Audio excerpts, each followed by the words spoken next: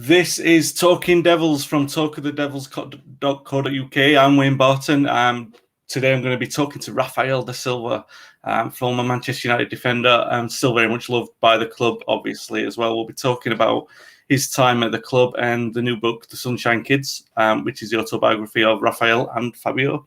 I was very blessed to work with them on. I always put Fabio's name first. It's alphabetical. It's no preference, I promise. No problem, man. No problem. Before we get to that, please like and subscribe. We've got a lot of good content coming up on the channel. Lots of new shows with former players, interviews and series coming up. Also, this show is being recorded on Friday, the 16th of July, and will air on Monday, the 19th. So there's a good chance that due to the serialization of the book in the press over the weekend, you might have read some of these stories that we're about to talk about. We might or we might not touch upon them here. Thanks to Rafa for doing this interview. Some of the questions will be supplied by Red News. You'll be able to catch the interview in the magazine, the fanzine. I'll put a link below for that. Subscribe to the fanzines as well. They're the true voice of the support, and they do such incredible work. Right, Rafa, how are you doing? I'm good. Thank you. Thank you guys for that, and thank you, Wayne. And let's talk about a little bit about the book and about my story on United. Let's do that. How's pre-season treating you? Well, it's good because of the COVID. I have to come a little bit late, because here in Turkey, for the guys coming to Brazil, you have to stay in quarantine and everything. But now I'm start to training. You had the chance to get back to Brazil this summer as well, didn't you? For the first time in, well, you missed it last year, so. Yeah, 3 years. It was amazing. It's good it was good for my head, after 2 years to be back in Brazil with the family and everything was amazing. So let's talk about being back in Istanbul, where you are at the moment. You've been there for a year now. A bit of a strange experience for you. How's it been going for you? Well, it's like you said, it's exactly the word. It was a little bit strange. I start very well here. The team didn't start well, and after we start to win, and I think first time we played Champions League and everything, I think was one of the points. Well, maybe we didn't do very well, but the important thing we stay in the league, and well, let's see what's happened this couple of days. The highlight has got to have been coming back to United and playing against United as well. That was crazy. Yeah, that's what's amazing. When I make my choice to come to Başakşehir, for one thing, I mean, like it was a dream. It was this, to play against United and to go to Old Trafford to play there. I think I never imagined, when I left. So it was just an amazing feeling. Man of the match as well in the first game. Everyone was saying it, Rio as well. It's true. Everyone talk about one thing, and to me, it's like a professional. It was good to win against United, but at the end, it's maybe that win who take United out of Champions League, But when you play, it was the third game, if I'm not wrong, second or third game. I can't remember now. When we win against United, I never imagined that. I just was focusing and try to qualify with Başakşehir. But anyway, it was amazing. 1 minute.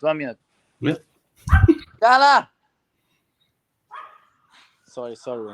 My dog.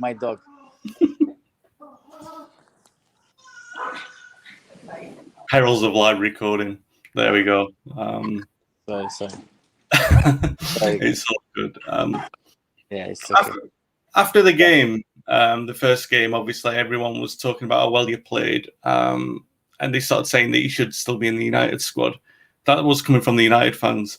How was that to you? It must have been a really good thing to hear that United fans still wanted you in the team. Of course. When I receive many messages, I still receive in these days about this, about maybe being a backup for Bissaka and all these things. And this is good, It's good to hear that. It's good to hear I did well for United, and it seems I left a good memories for everyone. Let's talk a little bit about your growing up. United fans, obviously, we all loved your passion and that you cared for playing for the club. Is that something that came from growing up in Brazil? Yeah, I think the passion is with me. I play football with passion everywhere I go. You couldn't see the United supports couldn't see when I play against United, but to be honest, play for United it was like a dream come true. And the way every supporter, everyone in the club treat me was like I cannot let them down. I need to do my best to do that, and it's what's happened. It was good, but of course Brazilian players they have a lot of passion, to when they play football. It's interesting working with you on the book because both you and Fabio talked about wanting to repay that kind of faith and the responsibility, and you both handled it so differently. And to say that you're twins and you're so similar in so many ways, there are some things that are so different about it. Yeah, it's true. It's true. Us very good now, better than maybe anyone. We've been working this book for a long time, but I think about this, me and my brother, we are the same. We try to retribute everything United did for us. And of course sometimes didn't work, but we try harder to do that. One big figure in your life is obviously Sir Alex. You call him, both of you and Fabio call him your father in football. At the time, even at the time when you were at the club, everyone knew he was a legend in football. At the time you arrived, he was making his history still. He was still at the time the best manager in the world. It wasn't like one day he'll be regarded as the best. He was the best, and he was still cementing that legacy. What was it like to be there? Especially you played in basically his last great team, weren't you? Really, so. One of the things is we spoke about this game back at Old Trafford. It was after the game he just called me up there, and we have a chat like 15-20 minutes, and he talked me about everything, and he tell me jokes, and his thing I will never forget. That's why I'm sure I did the right choice to come to Bashak Shahid to play against United and to do that. I never know if I would have the chance to do that again. And about him is like you said, he's my father in football. He teach me a lot. I still trying to put everything he teach me outside and inside the pitch. In my life and in my career in football. So the guy, like you said, is easy for me to say because the guy is a legend and the best manager forever. Obviously people are going to ask about the air dryer and how often that you got it. I think there are a few too many mentions for this podcast. We'll save them for the book because there were a few air dryers, but probably the biggest one. We had a question in from the Red News guys, and it was basically about the Bayern Munich game and how heartbreaking that must have been for you. But that was probably the big hair dryer as well, wasn't it? It was, but not the biggest one because in that game he knew I make mistake and I was crying a lot in the dressing room. And when I arrived, I was in the shower, I was crying, and he just asked someone to say to me to come, and of course he spoke hard, but like every good guy, he knew more than anyone the way I was feeling after that game, and that's why he didn't went like the big one because I was already, he knew in my eyes, and I knew what I have done that game. So it's not that day he going to speak about that. So that's why I'm saying he's one of the best mention in the world. And of course he said why everything, but in the good way because he knew I knew I did a very bad thing. Yeah, it's funny that you take responsibility because we talked about this, and obviously, from our perspective, or at least from my perspective as a fan, I remember that game. I remember you playing brilliantly, and you're having such a good game against Ribery, and it was one of those where you see players get conned from the referee. Well, not conned, but they get tricked, and you sort of Yeah, got lulled into. Wayne, but don't. I'm like this. Maybe the referee could done better, but I was stupid the way I did. I didn't need to do what I did, and that was clear. So I take full responsibility, even if I play very good. But then I get sent off. Maybe if the team win, everyone will forget this. But we lost that game, and of course it's a day I never forget. But sometimes in good way.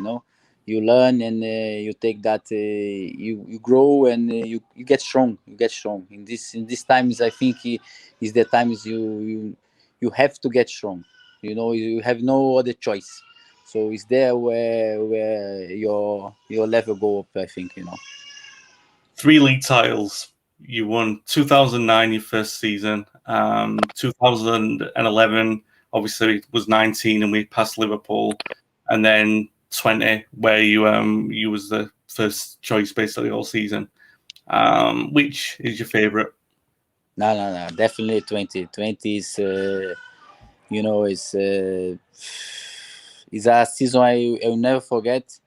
Even though because it was last season of Sir Alex Ferguson, and I couldn't, like you said, the beginning, the interview, in that season, I feel I could retribute everything, the trust he have on me, and every single thing. I get chills because that's why I say that title was amazing. Was a dream. You finished top scorer that season as well. Who? Didn't you finish top scorer? He scored about 10. I scored some good goals in that season. This Yeah. is true. Obviously, Fergie left. Did you realise from the start that it was going to be a difficult transition, or was it something that took a while to sort of set in? Well, to be honest, I knew it would be hard. Everyone knew that when it was clear. Maybe that's why it was even harder because everyone put this in the head. This will be hard. This will be hard. This will be difficult, and it was. It was. I think I said in the book about this about maybe people were a little bit harsh with Moyes because he take a job. It was any coach in the world will be very difficult to get. I'm not saying he's the best manager in the world or he's a very good manager, but I say it was hard for him, for David Moyes after Sir Alex Ferguson. I interviewed Fabio, obviously, for the book numerous times, but also for Red News, and we talked about the number of changes that David made, with the backroom staff and everything like that. Was that something that that took a little bit of toll on the dressing room? Because, it wasn't just the manager, it was a lot of coaches as well that left. Yeah, it's true. It's true. But sometimes the coach want to put his mentality, his things. I think maybe now it's easy for me to say when maybe you should keep some people just to realize how it work. But well, it's very hard. It's very hard. I'm not here to blame him, David Moyes, because he should stay with some of the stuff. It's hard to say that, but at the end, they don't work out for him. Louis van Gaal. There are so many stories in this book about Louis van Gaal, but just to sum up the relationship, why don't you tell the story about the West Ham goal that you set up for Wayne Rooney? Yeah, this is on the book, I think.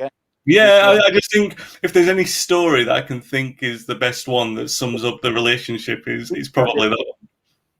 The guy was so obsessed about me, and I play very well at this game against West Ham.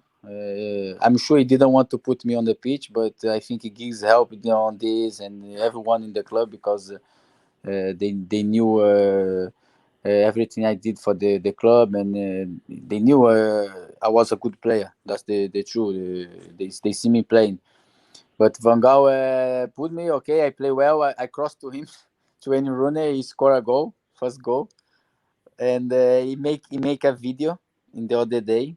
He like to all the time. Every game he make a video, and he start to speak this. This and in my goal I gonna watch it. I was happy. I played very well. Huh? I was nearly man of the match in that game. And he come and my this was like the third thing in the video. And I say, oh, now we're gonna speak something good about me. And he say, look at this cross. Why the ball is bouncing? This is not good cross. Why you do that? And I look to him. I swear, I look to him. I say, what this guy is talking about? Why you talking? I just make assist and he's saying this bad cross and everything. And in that day, to be honest, in that day, I knew the guy was just so obsessed about me. You feel when the manager don't want to put you to play. And well, I knew this before because when you arrive, when he's arrived, he just say you can leave. So I was, but I'm like this. I was ready to fight. To try to play. But this video was even funny because I remember. I think Fletcher say after he say, "What? Why you talking about? What you say about the cross? It's a good cross, man. You just find Rooney in the box." So yeah, the guy was just mad, man. I don't. To be honest, we speak about a lot about a lot of Van Gaal in the book, but I just sometimes I don't like to speak about him because I really don't like the guy. The problem being, of course, with the cross, by the way, was the reason why he was mad with it was because she hit it first time, wasn't it? It wasn't. It wasn't because it was a bad cross. Obviously, it set up the goal, but it was the fact that he hit it first time, and that was so against his instruction.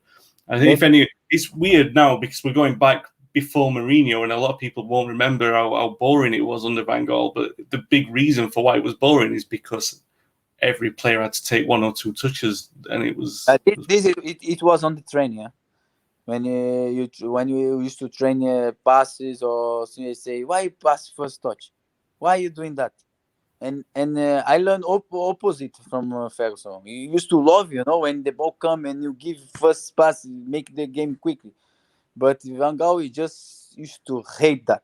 He say why control, pass, calm all the time. No, two touch, three touch. Okay, good. No one touch. Why one touch? And the way he speak, I remember till now, man. Sometimes I had the nightmare with the one touch, one touch. Why one touch? Two. No, the guy he's just not for me. This guy. If anyone wonders what the process of working with these guys on the book was, this is exactly it. Rafa full of life about Van Gaal. So why were you sold? I know it's a silly question, but yeah. Why get sold? Van Gaal was there, my friend. What I'm doing there.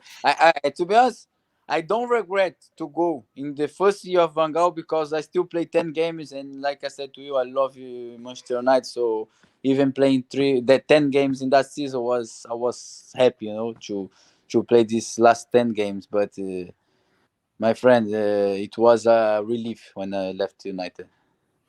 Yeah, you just talked about your last 10 games there. I urge anyone who's going to read this book to read Fabio's account of his last 3 or 4 games. It's absolutely incredible the way that he talks about his last goal in front of the Stretford end and being sent off in his last game as well. It's really interesting stuff.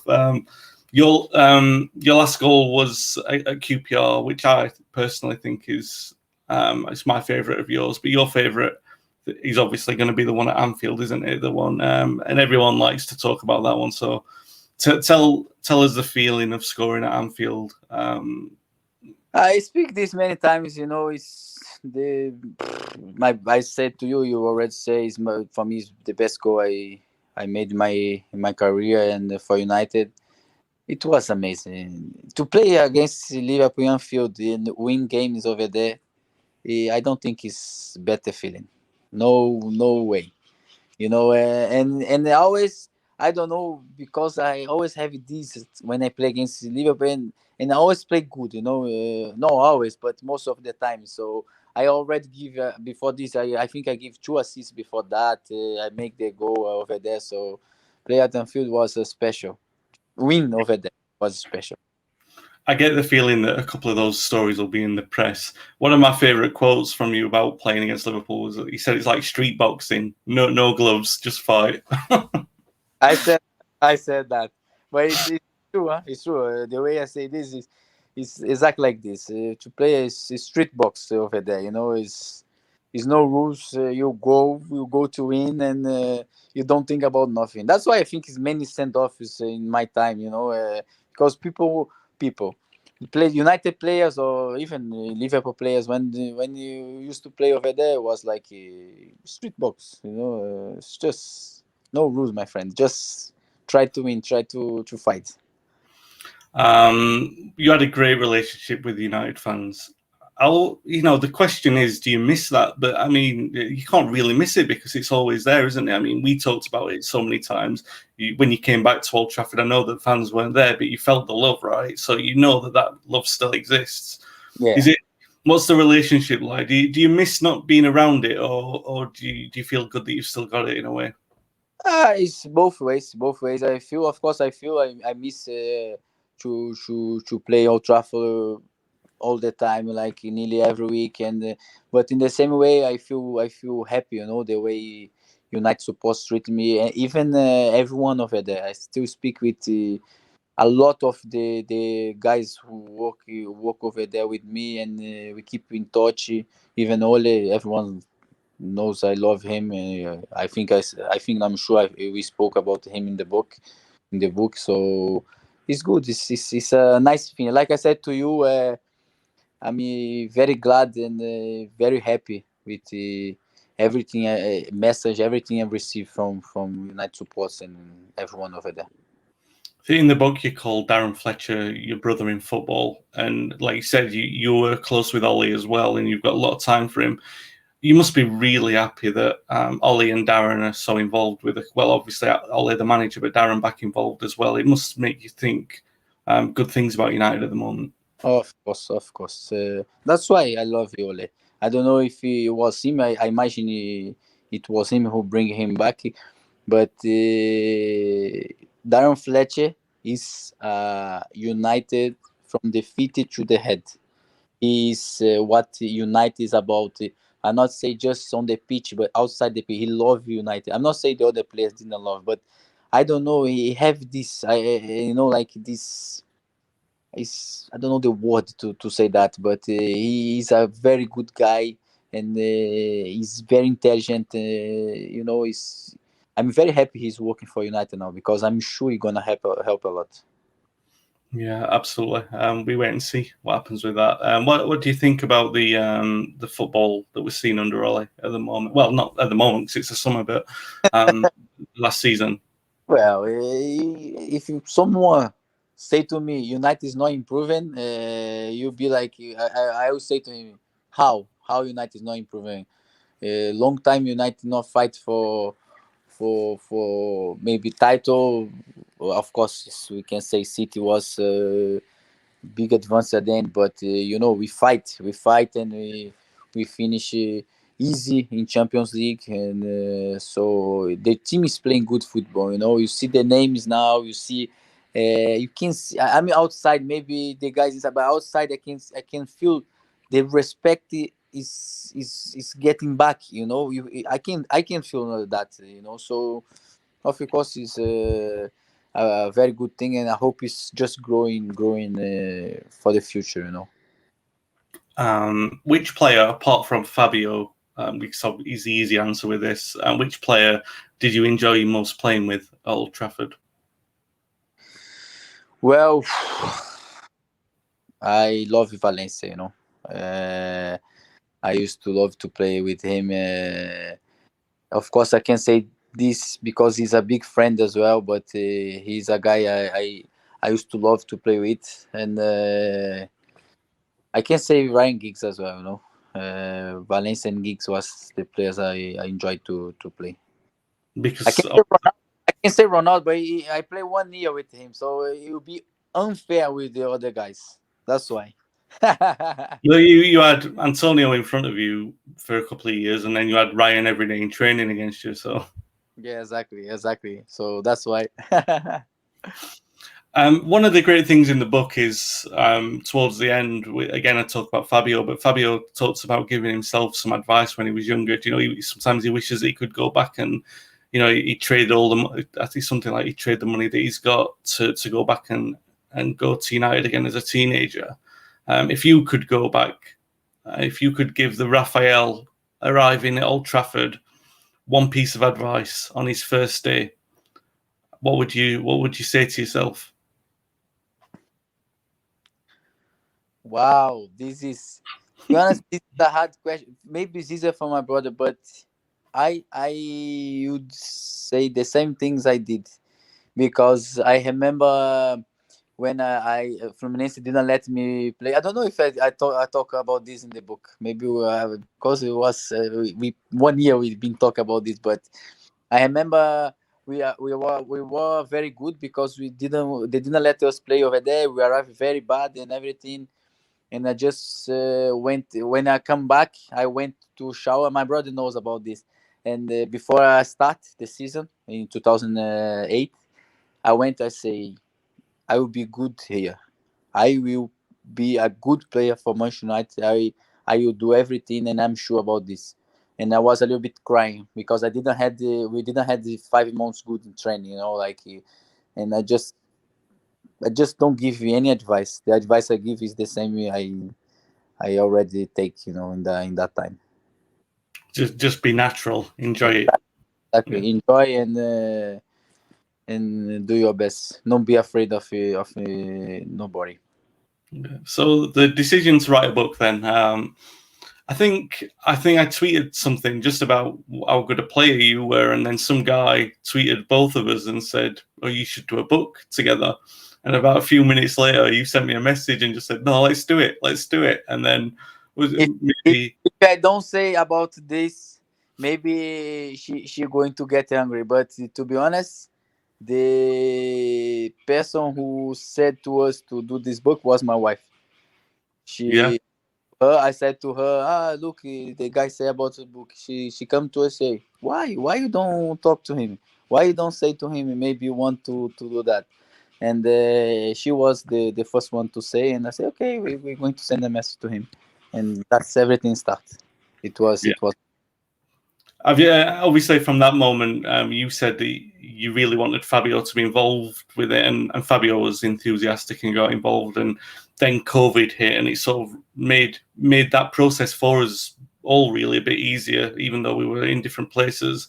But the process of working on it and working with Fabio and doing the sort of video chats where we'd talk and then we'd all talk together.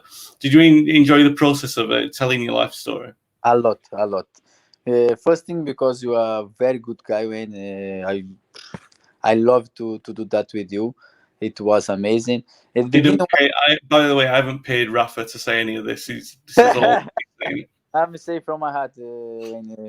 If it's not true, I wouldn't say anything.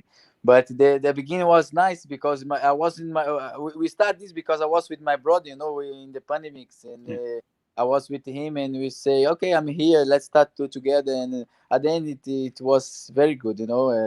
Sometimes I was close to him. We could. I was with him, so. I could tell stories and the things I maybe don't remember. He remember for me, and it was amazing. It's been amazing to write this. One thing I really enjoyed is I think I've told you a couple of times that because I'm 40 and so I had that milestone birthday in the time that we were working on this. When you get a little bit older, you have your team when you're 13 or 14, the one that you grow up with, and then you become disillusioned with football a little bit because you get older and you become an Yeah. adult. And just working with you guys, it's just reminded me of how much fun it was like sort of 12 years ago, and some of the stories as well. It's Imagine for us what to remember that time it must be amazing for you and 100%. It was for me. Imagine for you. Yeah, and just the thing about the book is that there's a lot of joy in there. You can feel that enthusiasm, and anyone who reads it is going to come away thinking those guys got United.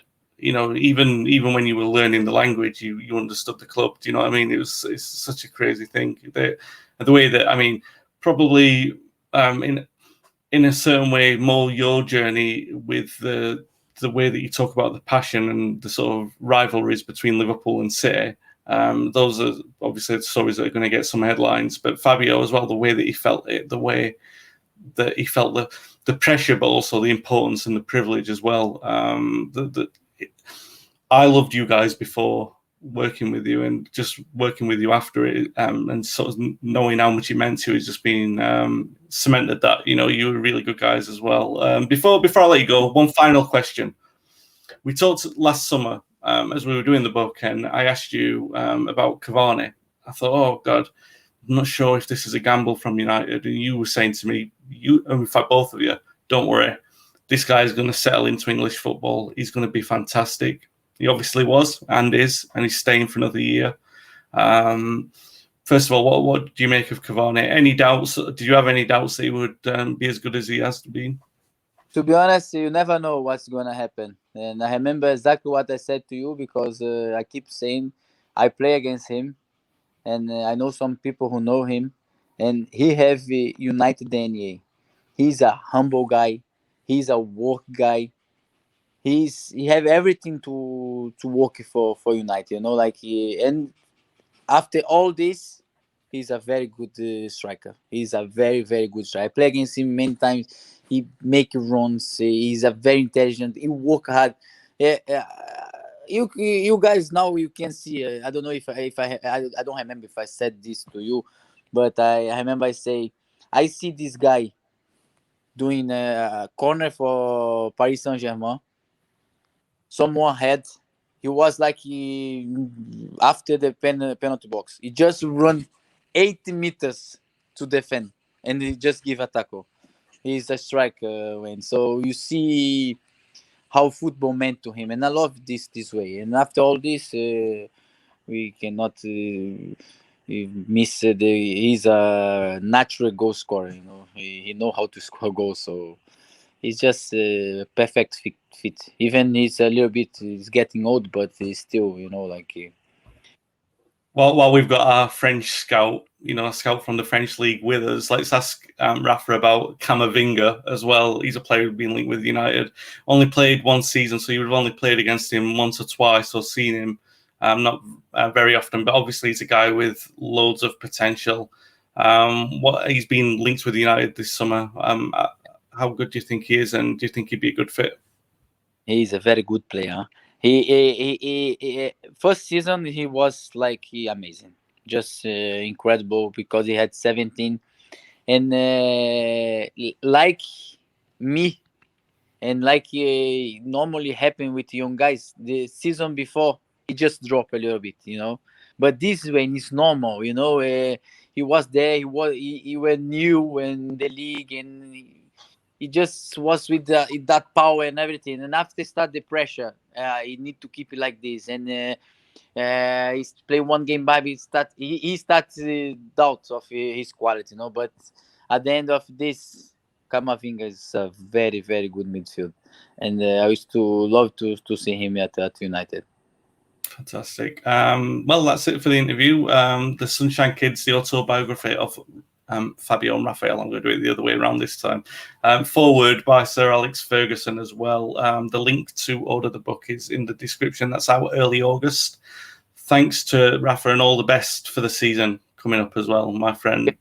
Thank you very much, Wayne. Thank you for that. Guys, if you enjoyed the show, please like and subscribe. We'll be back soon. Take care.